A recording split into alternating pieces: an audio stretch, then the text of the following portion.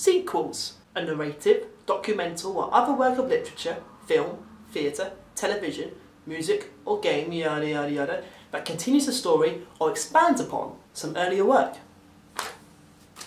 Basically, a follow-up. I have a real love-hate relationship with sequels. Obviously, it can be great to go back to a familiar setting and see how characters you grew to love, how they've expanded and developed. But then what if the sequel isn't good? Commercialism is such a driving factor that sometimes you get these projects where no one really wants to be part of it. It's just money keeping them together. And it always begs the question, why bother doing it in the first place? And with that in mind, I'd like to talk about The Inbetweeners 2, which had its trailer released yesterday and there's been a big hullabaloo about it, at least over here in the UK. For those of you who don't know, The Inbetweeners started off as a British sitcom several years ago about four lads who are neither the cool kids or the uncool kids, hence the Inbetweeners. They go through the typical exchanges a 16 or 17-year-old in Britain goes through.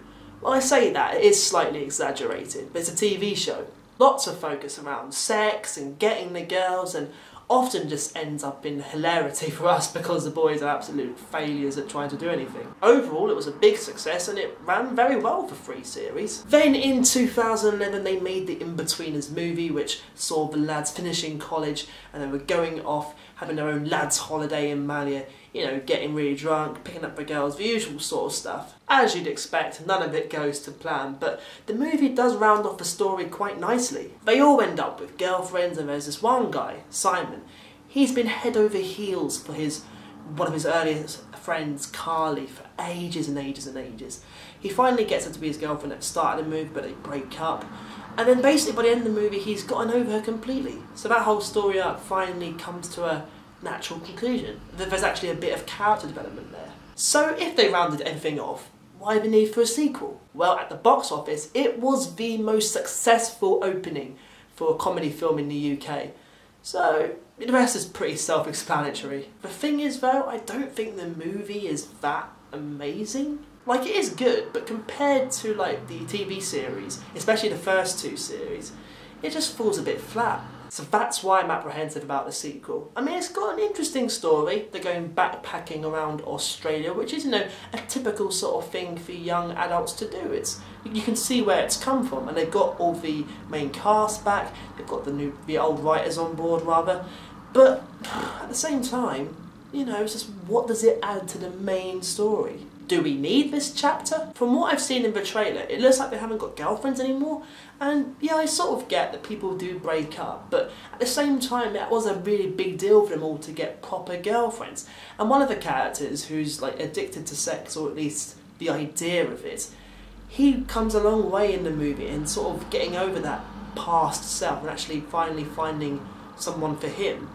And now it just seems that he's reverted to his old ways, so all that character development was just for nothing. There's also the question of, when do teenagers grow up? When do you move on?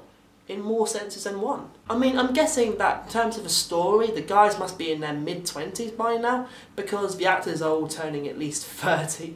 So, you know, it's like, well, at what point does the same old stuff get boring? You know, it becomes a bit repetitive, predictable.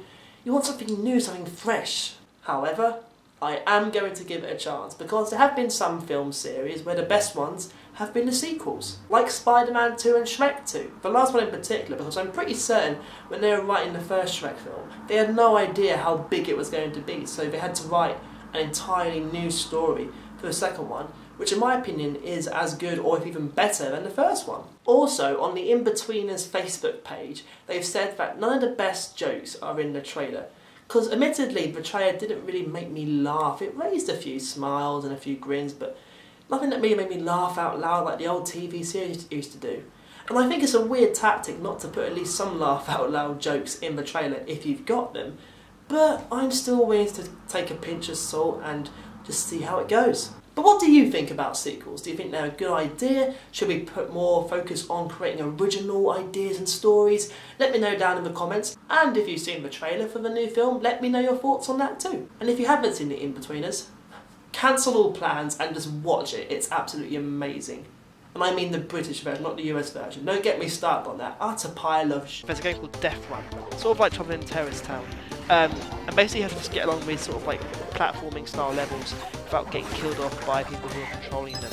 Basically there's a Crash Bandicoot style one and it's so cool. No, I died.